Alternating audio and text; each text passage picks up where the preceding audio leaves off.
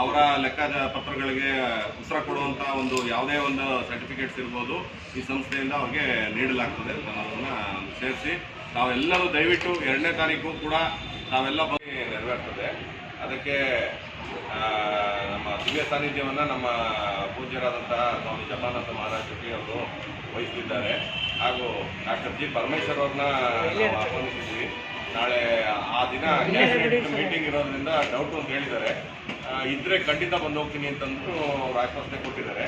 ಹಾಗೂ retired justice ಆದಂತಹ Shrimati Ratnakala madam ಅವರು ಫುಡ್ನ ವಿತರಣೆ ಮಾಡೋದ್ರಲ್ಲಿ ಅವರಿಂದ ಚಾಲನೆ ಸಿಗ್ತದೆ.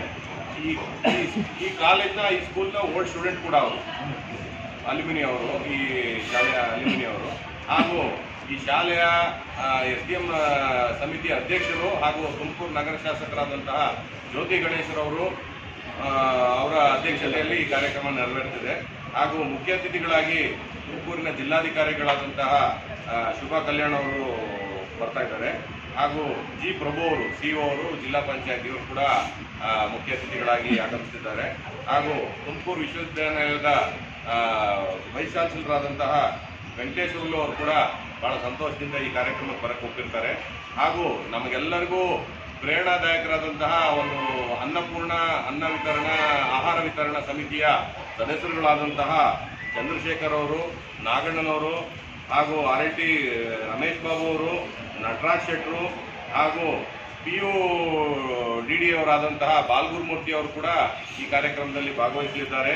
ಹಾಗೂ ದಾನಿಗಳಾದಂತಹ ತಲ್ಲಂ ವೆಂಕಟರಾಮ್ ಬಾಬು ಅವರು, ತಲ್ಲಂ ಲಕ್ಷ್ಮೀ ವೆಂಕಟೇಶ್ವರ ಬಾಬು ಅವರು, ಹಾಗೂ ಈ ಸಂಸ್ಥೆಯ ಪ್ರಾಂಶುಪಾಲರು ನಮ್ಮ ಪ್ರಾಂಶುಪಾಲರು ಇಲ್ಲಿದ್ದಾರೆ.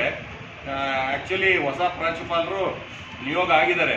ಅವರು ಇನ್ನೂ ಹ್ಯಾಂಡ್ ಓವರ್ ತಗೊಂಡಿದ್ದಿರೋದ್ರಿಂದ ಆ ದಿನವೇ ಅವರು ಇಲ್ಲಿ ಚಾರ್ಜ್ ತಗೊಂಡಿರ್ತಾರೆ. ಅವರ ಒಂದು ಉಪಸ್ಥಿತಿ ಕೂಡ ಇರ್ತದೆ. ಅನ್ನಪೂರ್ಣ BR ಅಂತ ಹೊಸ ಪ್ರಾಂಶುಪಾಲರು ಅವತ್ತೇ ಅವರು ಚಾರ್ಜ್ ತಗೊಳ್ತಾರೆ.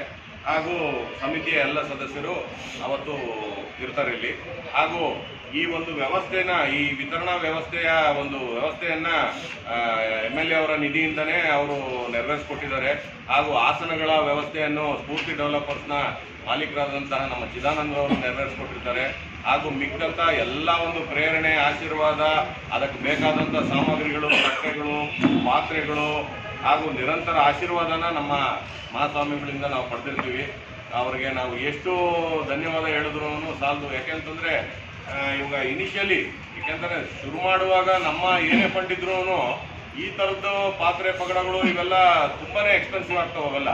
ಅದನ್ನು ಸ್ವಾಮೀಜಿಗಳ ಹತ್ರ ನಾವು ಇದನ್ನು ಕೇಳ್ಕೊಂಡಾಗ ಅದನ್ನೆಲ್ಲ ನಾನು ಮಾಡ್ಕೊಡ್ತೀನಿ ಬಿಡಿ, ಅದನ್ನೆಲ್ಲ ಯೋಚನೆ ಮಾಡಬೇಡಿ, ನೀವು ನಿರಂತರವಾಗಿ ದಿನನಿತ್ಯ ನಡೆಯುವಂಥ ಕಾರ್ಯಕ್ರಮದಿಂದ ನೀವು ನಿರ್ವಹಣೆ ಮಾಡಿ ಅಂತ ಅಂದ್ಬಿಟ್ಟು ಅವರ ಒಂದು ನಿರ್ದೇಶನದ ಮೇಲೆ ನಾವು ಇದನ್ನು ಕೈಗೆತ್ತಿಕೊಂಡಿದ್ದೀವಿ.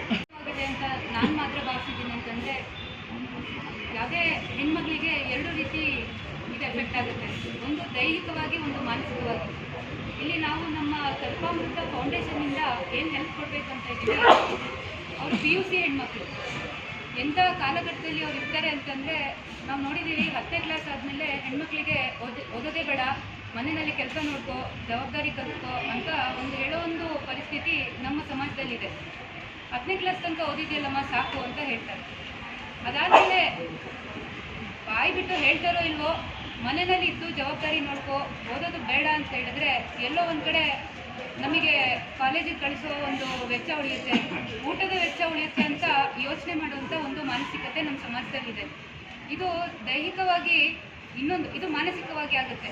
ಈ ಒಂದು ಪೌಷ್ಟಿಕ ಅಮೃತ ಈ ನಿಟ್ಟಿನಲ್ಲಿ ನಾವು ಹೋದರೆ ಆ ತಂದೆ ತಾಯಿ ನಾವು ನೋಡಿರ್ಬೋದು. ಈಗಾಗಲೇ ನಾವು ಮುಂಚೆ ಬಂದು 1 ವರ್ಷದಿಂದ ಈ ಕಾರ್ಯದಲ್ಲಿ ನಾವು ಜವಾಬ್ದಾರಿ ತಗೊಂಡಿದ್ದೀವಿ.